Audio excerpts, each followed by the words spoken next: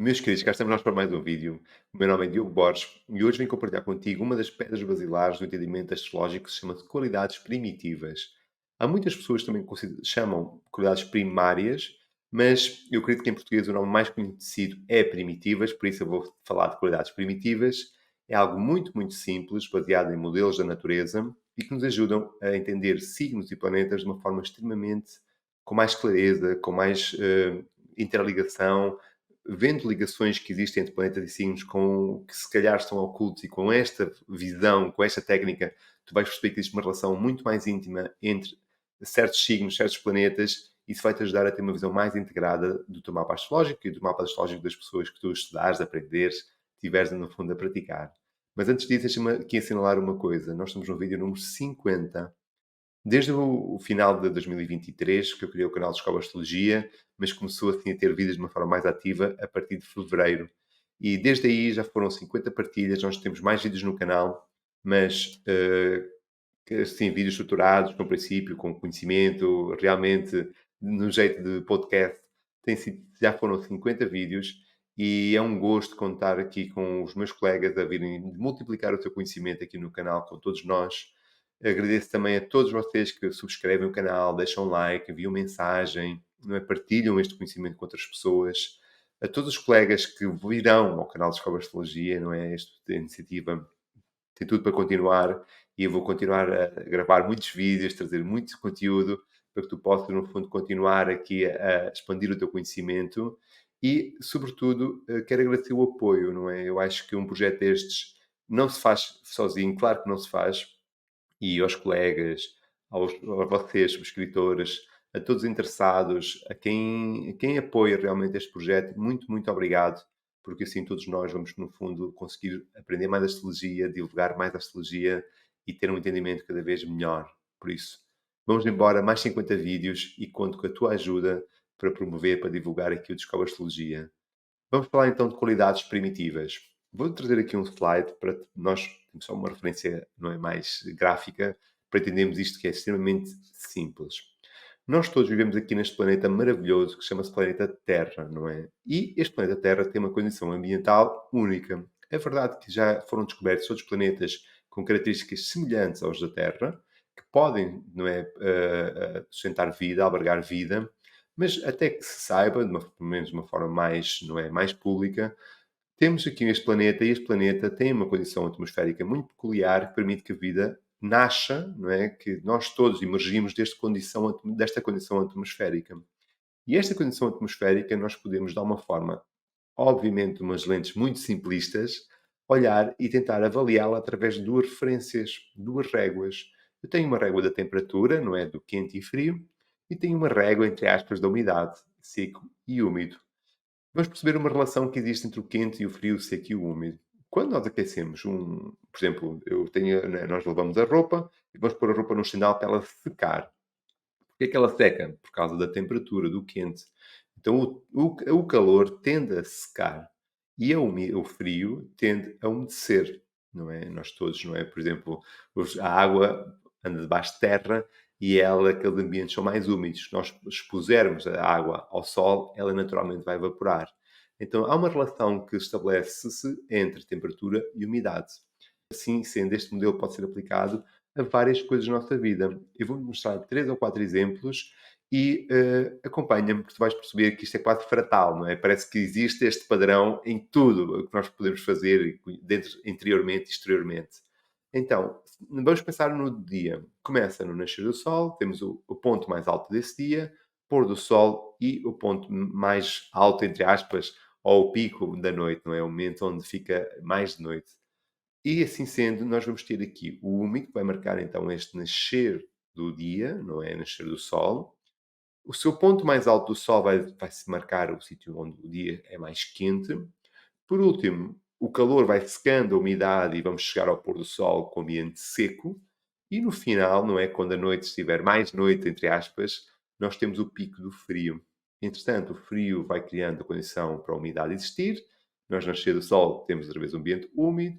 À medida que o sol, não é, vai chegando ao seu cume, ao seu culminar, ao seu ponto mais alto, nós temos o período mais quente do dia e assim sucessivamente.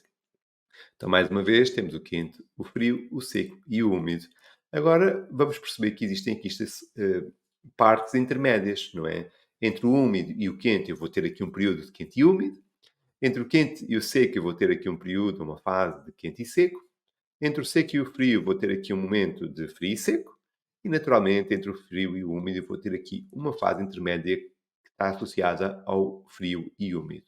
Basicamente, temos quatro referenciais, ou temos dois referenciais mais importantes, quente e frio, seco e úmido. E, interessante, há fases intermédias que interligam estes quatro estados, estes quatro momentos. Nós vamos poder aplicar exatamente o mesmo modelo às estações do ano. Eu vamos ter, obviamente, nós não estamos a falar de regiões que fiquem abaixo do Equador, onde só há duas estações do ano, não é? Mas quando nós nos afastamos um pouco do Equador, começamos a ter então estas estações mais estruturadas, mais divididas.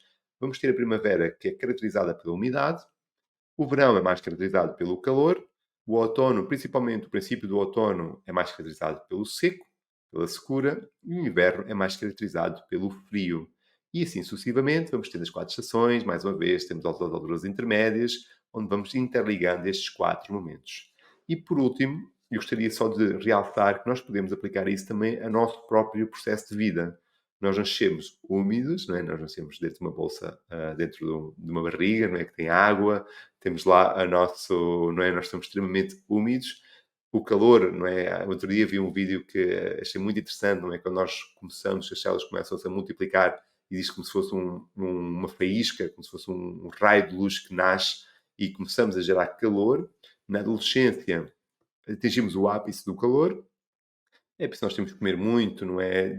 Fazer muito exercício físico, queimar muitas calorias, porque nós estamos a crescer, então nós temos que consumir muita coisa para poder, não é? Dar ao nosso corpo crescer na proporção que precisa.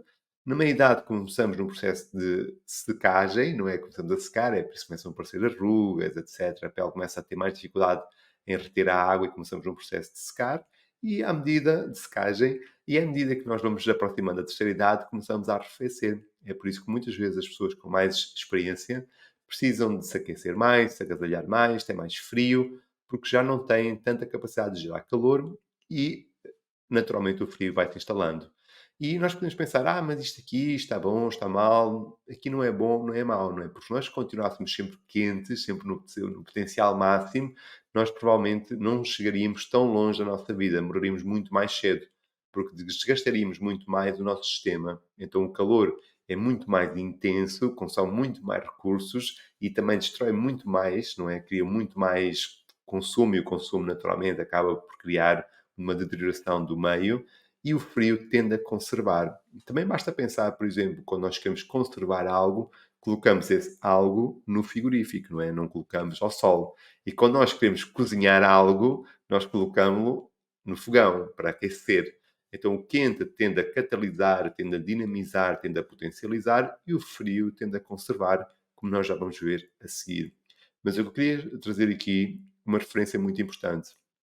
Tudo isto acontece, não tem nada a ver com a consciência, não é? Naturalmente, o nosso corpo está programado para se comportar desta forma.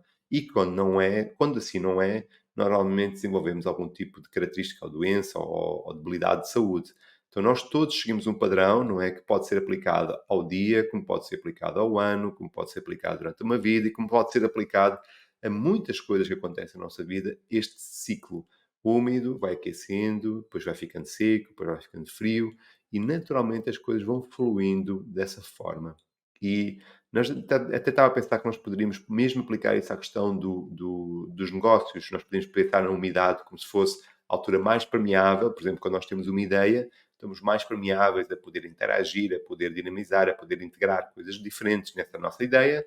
Vamos criando um impulso para gerar essa ideia. Naturalmente, à medida que a ideia vai sendo criada, vamos ter que restringir, vamos ter que nos focar, vamos ter que consolidar e naturalmente esse processo entra no versado de cruzeiro, não é que seria esta ideia do frio. Então já a ideia só conserva o que estás a fazer, tenta não mudar. Mas se nós continuarmos sempre a seguir essa ideia do frio, vamos chegar a uma estagnação. Então é preciso depois fazer ajustes, melhorias, entrarmos no processo do úmido e assim sucessivamente.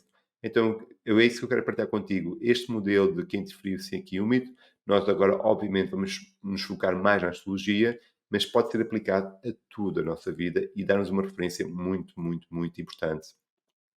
Queria só também trazer aqui alguns ambientes do nosso planeta que podem, de alguma forma, estar associados a este quente e úmido e tudo mais. Naturalmente, os pântanos, não é? Têm tendência a ser quentes e úmidos, muita umidade, muito calor, gera muita vida. Os ambientes quentes e secos, por exemplo, pode ser a questão do deserto, não é? Existe muito calor e pouca umidade, é por isso que não existem nuvens, não é? Não há, o calor, a umidade evapora e não há formação de nuvens nos desertos, tendencialmente. Depois vamos ter os ambientes frios e secos, por exemplo, nos polos, onde existem gelo, e depois vamos ter os ambientes frios e úmidos, que eu pus, por exemplo, aqui uma orla costeira, mas nós poderíamos, vocês percebem o que quero dizer, existem vários ambientes que são mais frios e úmidos, que não geram tanta vida, como, por exemplo, os ambientes quentes e úmidos. Se nós tivéssemos que perceber onde é que há mais vida, onde é que a vida tem mais criatividade, onde tem mais soluções, naturalmente vão ser sempre em ambientes quentes e predominantemente úmidos. Nós podemos, por exemplo, observar nas selvas, não é? Nas zonas onde mais junto ao Equador, que naturalmente os animais são mais coloridos, são mais barulhentos, são mais que a própria geração, o próprio ciclo do animal vai criando mutações muito mais rápido, enquanto nos polos, não é? Por exemplo, o urso polar tem já uma cor muito mais padronizada, que conserva muito mais energia, ele hiberna, então já é um ambiente muito mais de conservação. Nós temos ambientes quentes extremamente criativos e os ambientes frios extremamente conservadores, não é? Então, basicamente, nós podemos pensar no urso polar como se fosse o ápice ou as baleias, não é? Que estão em zonas muito dos polos e que realmente têm essa característica. E assim nós podemos perceber que o quente está muito ligado à questão da desordem, e da desordem entenda-se que e desequilíbrio como se fosse as coisas quando estão equilibradas estão estáveis, quando estão desequilibradas não estão estáveis, e a instabilidade cria muitas vezes outras possibilidades. É uma das coisas que muitas vezes nós não damos, se calhar, valor aos processos de instabilidade da nossa vida, mas se não fossem eles, muitas vezes não teríamos tido as opções, não assumiríamos compromissos, não experimentaríamos coisas que se estivesse tudo bem, o faríamos, não é? Então, os processos e os momentos de desequilíbrio da nossa vida criam a possibilidade de encontrar novas possibilidades, novas respostas, novas alternativas e geram, não é, a necessidade aguça o engenho. Quando nós estamos em processos de desordem, de caos, de instabilidade, temos que ser criativos. Enquanto o frio, entenda-se frio com ordem, estabilidade, regularidade, padrão, ciclicidade, são coisas muito mais conservadoras, não é? Muito mais estáveis, muito mais previsíveis. E, por exemplo, nós só podemos fazer previsão com certos planetas, por exemplo, com os planetas que estão associados a órbitas muito calculáveis, porque eles são regulares. Porque se cada planeta fizesse uma órbita totalmente aleatória, não daria para fazer previsão, porque nós nunca saberíamos quando é que ele estaria em certos posicionamentos, não é? Então, a ordem permite nós prevermos para onde é que todo aquele sistema se está a direcionar, enquanto a desordem cria um momento de caos, e o caos, a única coisa que nós podemos contar é com a instabilidade. Tudo pode acontecer naquele momento, porque a pessoa está num momento de desequilíbrio. Quando nós estamos a falar de pessoas, nós poderíamos falar de uma estrela. Quando a estrela explode, existe um momento caótico e que tudo pode ser gerado ali, tudo dentro das condições iniciais, não é? Mas existe uma potencialidade criativa muito maior, desde o momento que ele começa a arrefecer e começa a se estabilizar, toda aquela matéria nós podemos prever para onde é que ele está a dirigir, porque já está a arrefecer. Então, isto vai mesmo muito além destas coisas mais até mundanas, nós podemos pensar numa ideia cosmológica, também através deste modelo de quente, frio, seco e úmido. Trago só aqui algumas palavras-chave, e se calhar para ti pode ser muito útil tirar aqui uma imagem, traz um print aqui este gráfico, porque pode-te ajudar realmente a perceber o que nós vamos falar a seguir sobre os signos. Então, o quente tende a potencializar, a dinamizar, a consumir, a catalisar, não é? A gerar, a dilatar, a expandir. São tudo ideias do calor. O seco enrijece, é inflexível, não se adapta. O frio tende a conservar, a inibir, a poupar, não é? Encolhe, conserva. Realmente a palavra certa do frio será conservação. E úmido cria muito mais flexibilidade, adaptabilidade, porosidade, não é? Interage muito mais com o meio do que, por exemplo, o quente. Naturalmente, o quente e o úmido são polos, não é? Se, por um lado, o seco, perdão, eu disse quente e úmido, não, o seco e úmido, por um lado, se o úmido é permeável, o seco naturalmente não vai ser permeável, não é? Se o seco é rijo, o úmido tende a ser mole, não é? Se o quente potencializa, catalisa, o frio conserva, estabiliza, ok? Então são dois polos, então no fundo é a negação do outro, acaba por ser o inverso. Vamos aplicar então estas ideias a falar de signos, particularmente agora sobre signos. Todos nós já ouvimos falar dos 4 elementos. Nós temos o ar, o fogo, a terra e a água. Provavelmente já deves ter ouvido falar sobre estes 4 elementos, mesmo que tu não estudes astrologia, já ouviste falar sobre eles. E nós podemos associar o ar a um ambiente quente e úmido, ok? Então o ar surge da combinação da umidade e do calor. O fogo surge da combinação do calor, mas com a secura, com o seco. A terra surge da combinação do seco, mas agora com o frio, e a água surge da combinação do frio, mas agora com o úmido. Então, ar quente e úmido, fogo quente e seco, terra frio e seco, e água frio e úmido.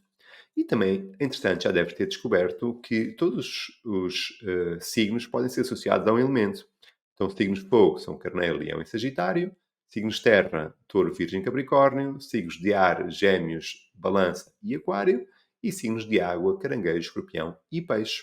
Então, vamos começar a interligar o conhecimento. Se nós já sabemos, por exemplo, todos os signos de fogo são quente e seco, nós já vimos aqui atrás que calor potencializa, dinamiza, é ativo, é dinâmico e seco de uma forma inflexível. Vamos perceber que, de alguma forma, todos os signos de fogo têm esta característica, a eles três, não é? Todos os três têm esta característica. São ativos, são dinâmicos, são impetuosos, são afirmativos, muitas vezes têm dificuldade em ser permeáveis, porque, no fundo, impõem a sua vontade. Não é? São muito mais impositivos do que negociadores, do que negociam, do que tentam se adaptar. Ao contrário, ou melhor, de outra forma, vamos pensar assim, para não dizer, não é propriamente ao contrário, no sentido polar, mas no mesmo polo de calor, vamos ter então os signos de ar. Gêmeos, balança e aquário. Qual é a diferença entre ar e fogo?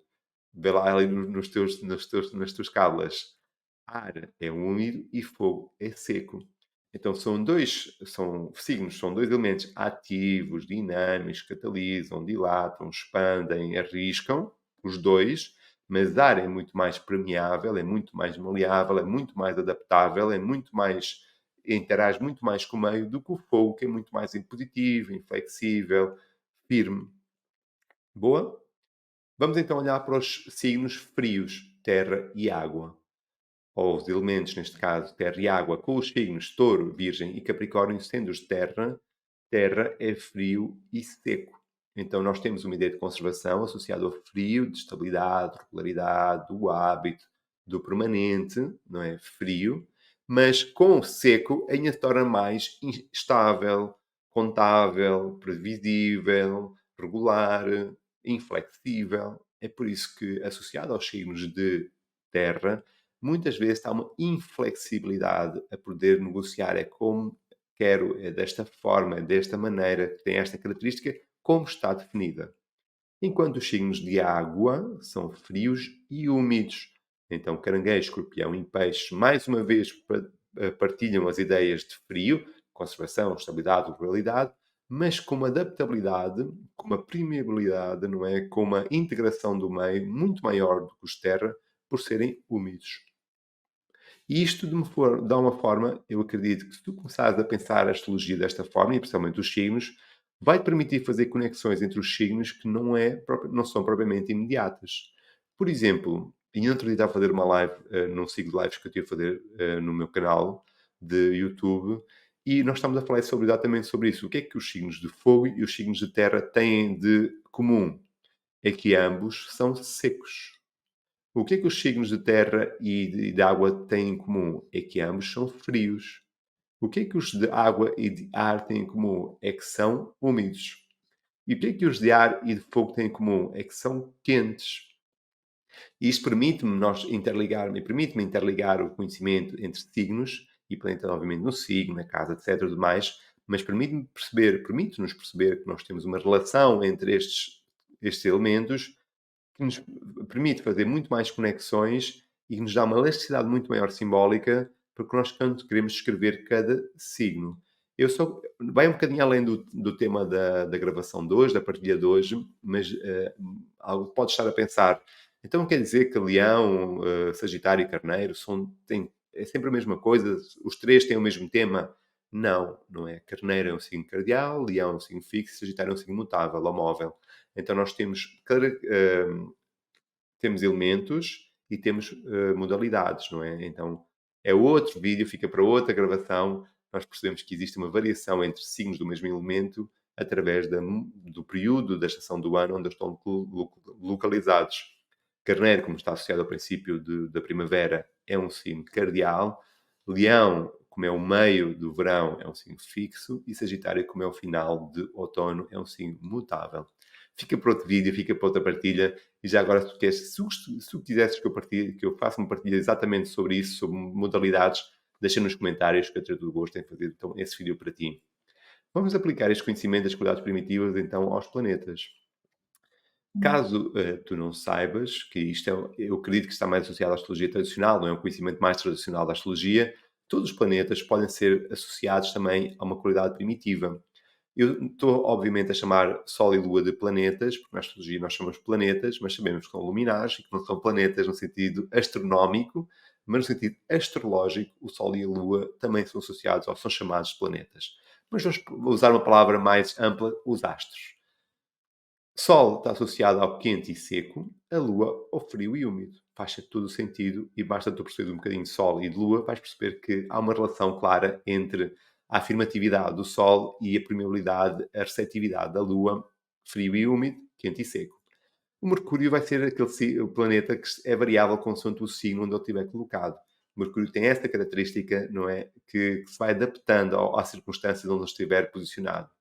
Agora vamos falar de Vênus e de Júpiter, que é uma das coisas que eu tenho vindo a falar à medida que as partidas vão decorrendo, mas vale sempre a pena recordar. Ao Vênus e Júpiter são associados, são relacionados aos grandes, aos benéficos, aos planetas benéficos. Júpiter, o grande benéfico, e Vênus, o pequeno benéfico. Porquê que são benéficos? Porque quente e úmido, que nós vimos ali atrás, são um ambiente propício à geração de vida. O que é que os micróbios, o que é que os vírus, o que é que nós precisamos para poder crescer? Temperatura e umidade. Quando nós combinamos temperatura e umidade, isso cria as condições essenciais para que a vida possa emergir de uma forma fácil, natural, tranquila. E isso é por isso que eles estão associados, ou melhor, se chamam, ou na astrologia tradicional, são chamados de benéficos. Marte e Saturno são considerados maléficos, porquê? Marte é quente e seco em excesso e Saturno é frio e seco em excesso. Como nós vimos ali atrás, quente e seco, podemos pensar num deserto muito quente, a vida aí tem muita dificuldade em sustentar, e se nós pensarmos em ambientes muito frios, muito congelados, a vida também tem muita dificuldade em ser sustentada nesse ambiente. Então, a vida tem em quente e seco extremo, frio e seco extremo, Marte, Saturno, a vida tem dificuldade, não é? Existe uma limitação, uma contrariedade à vida. E é por isso que eles estão associados a maléficos. E na partilha do Paulo Napoli, ele usa uma expressão que eu achei maravilhosa, que não é malévolos, não tem nada a ver com ética, não tem nada a ver com moral, mas maléficos no sentido que não potencializam naturalmente a vida. E assim nós começamos a perceber que os planetas também estão associados a uma qualidade primitiva, e isso também nos ajuda a entender porque é que eles estão tão. É mais fácil, entre aspas, é mais natural, é mais orgânico um planeta estar colocado num signo ou não. Porque a qualidade primitiva também nos ajuda a entender se existe uma empatia entre o signo e o planeta ou uma divergência. E através desta combinação das qualidades primitivas, eu vou só buscar aqui outra vez o princípio para a tua eficácia de apontamento, para ver se também pode ser útil para ti. Através desta régua da temperatura e desta régua da umidade, permite-nos nós fazermos uma interligação, um entendimento muito simples. Eu acredito que tu percebes que esta técnica é simples, mas extremamente interessante, extremamente útil para nós entendermos as ligações subtis, complexas que existem entre planetas entre si, signos entre si e planetas em signos e signos em planetas. Boa? Espero sinceramente que esta partilha de alguma forma tenha-te ajudado a entender este assunto. Deixa-me também aproveitar para partilhar contigo que eu vou começar um curso de Astrologia agora dia 7 de outubro, por isso, se quiseres saber mais informações, envia mensagem privada e podes fazê-lo através do meu Instagram, que nós vamos ver aqui, diogoborges.astro. Passa por lá, subscreve o meu perfil, manda uma mensagem. Se ficares com alguma dúvida, podes comentar aqui nos comentários do vídeo, que eu terei todo o gosto em esclarecer-te. E deixa-me também um feedback sobre se estes assuntos se te interessam, se queres que eu grave mais alguns vídeos sobre estes assuntos da astrologia mais simples, mais introdutórios e que de alguma forma te podem potencializar o teu conhecimento. Deixa-me agradecer também teres ficado connosco até ao fim, comigo até ao fim neste vídeo. Um grande abraço. Espero por ti nos próximos 50 vídeos do Descobre Astrologia. Fica bem e até ao próximo vídeo.